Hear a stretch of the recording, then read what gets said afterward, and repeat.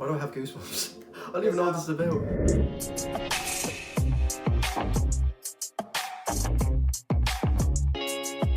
I'm Dublin City's coldest, you should know this. I've been rapping like a veteran, not a novice. Different flow when I drop a track. Okay guys, this is another highly requested video. Now, before we get into it, I just want to say, right, I couldn't be more uneducated on what this video is about, okay? I've just seen a lot of people say, you need to check out this video called When the Caliph Helped Ireland, Untold History. People want me to check this out because they want to see my opinion of it, because obviously I'm Irish, and I seem to have gained a lot of new Muslim Khabib subscribers from literally all over the world. So you guys really want to see my perspective on what this is about. I'm just going to go in open-minded, and just for the sake of the video, I want to go in slightly more educated, so I'm not going in blindsided.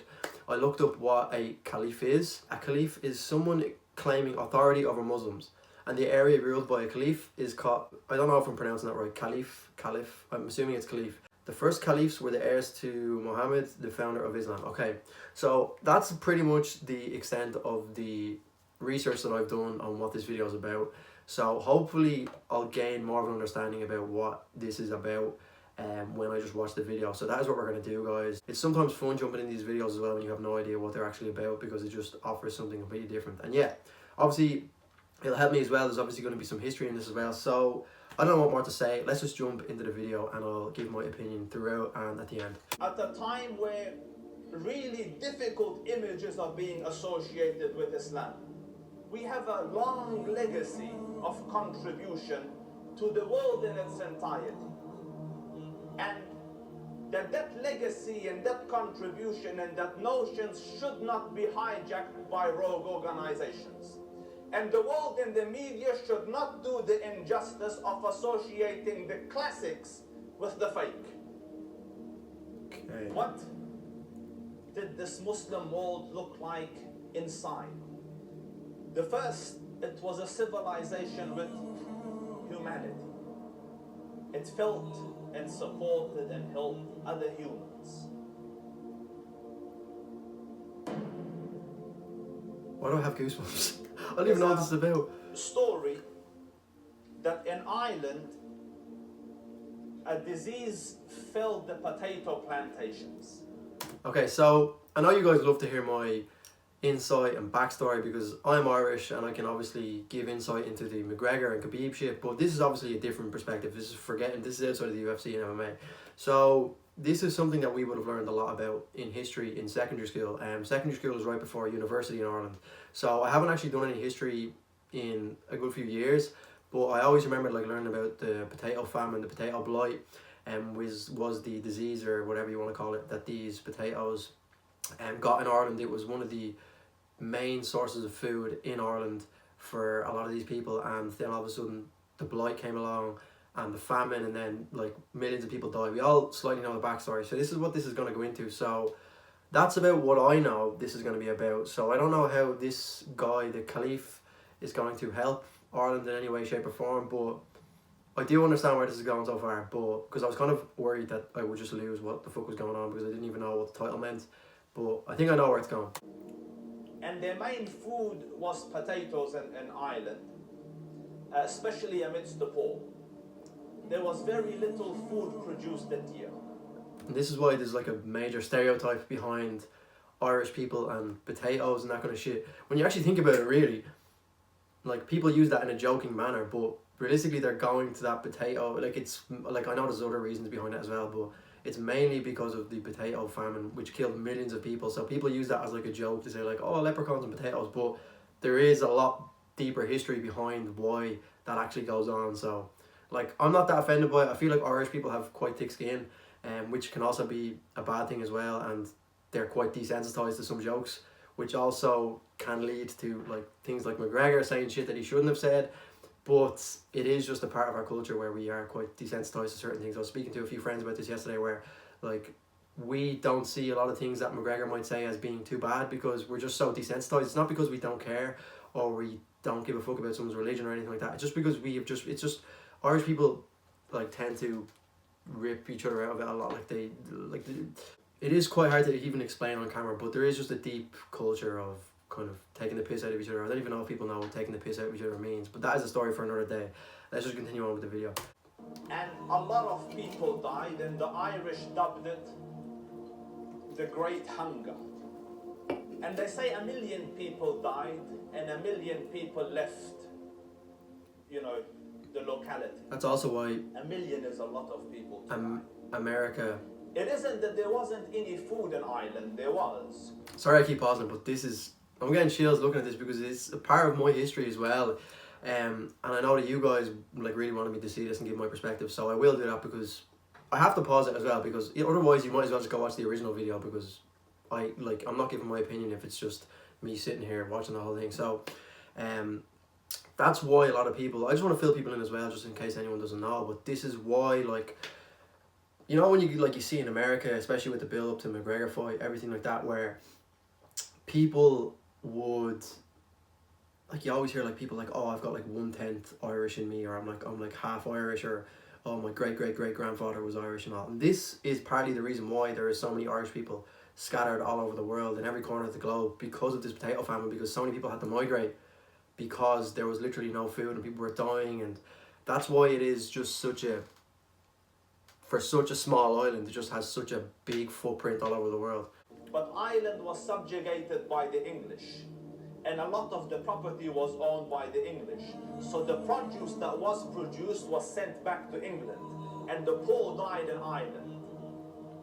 So eventually, news of this reached the Ottoman Caliph, that there are humans, non-Muslims, Christians dying in I've Ireland. got goosebumps watching this.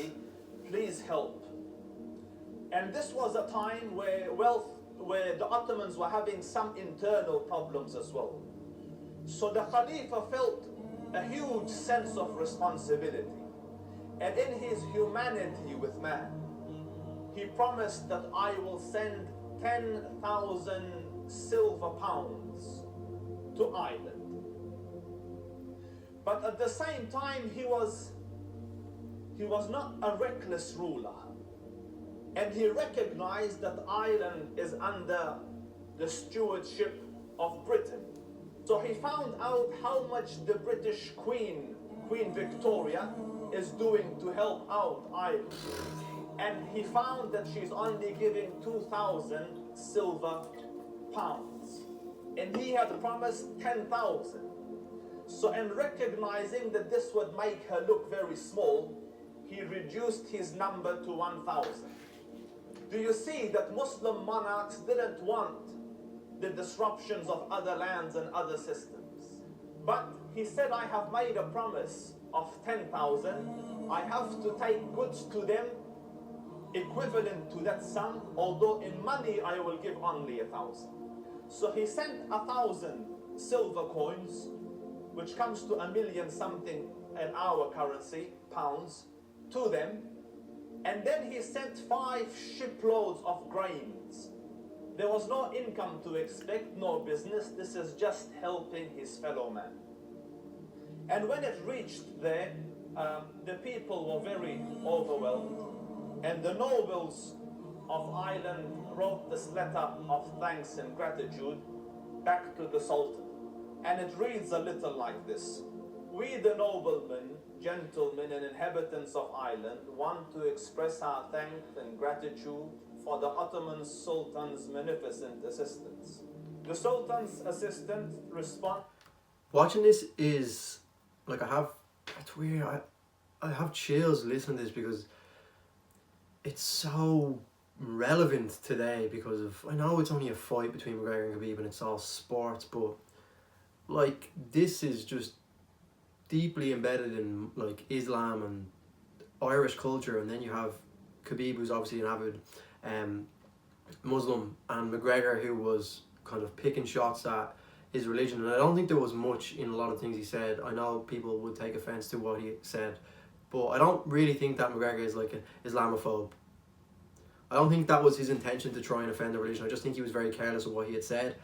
But it's just so relevant to today because of like all of the people that commented on my videos who are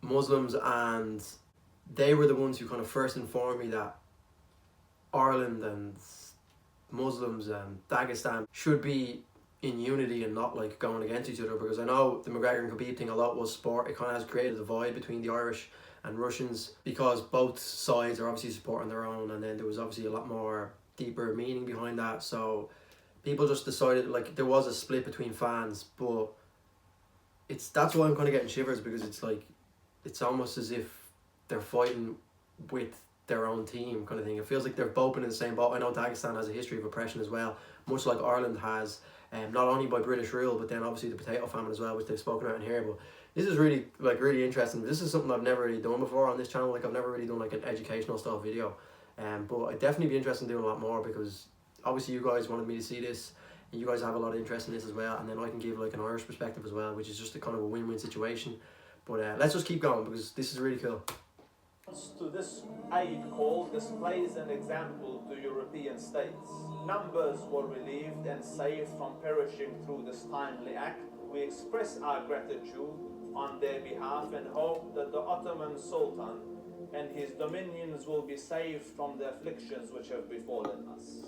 In recognition of the timely act of this gracious Khalifa, they adopted the symbol of the crescent in the star and some of their government buildings. And today, their soccer team wears this proudly on their shirts, in memory of what Oh my god, that's the Drogheda crest. had done for them. No At way. a time when very few would come to their aid. I And not literally only never even noticed that. Like, Drogheda is only up the road from where I live. Like, it's a good few minutes, but like it's only a car's journey away. And I don't really follow Irish football, but Drogheda United Football Club are like a small enough club in Ireland, but I've definitely seen their crest before, but I never even put the crests together. Like, I never even questioned it. But now it's obviously, this is showing like they're paying homage to the history between the Caliph and Ireland. This is kind of mind-blowing in a way. that Istanbul sent, but other Muslim parts of the Islamic Khilafat, Bombay and other countries, they all sent goods to this land so that they could save their fellow man. And you contrast this approach with the senseless approach that is being associated with Muslim governments today, and you see a direct contrast that what is real and what is fake. Donate now. Daily. Wow, that was a really, really interesting video. I get where the whole idea was like he was using the way Islam is portrayed in like today's media, with like getting a really bad name, obviously because the Islamic State and like extremists.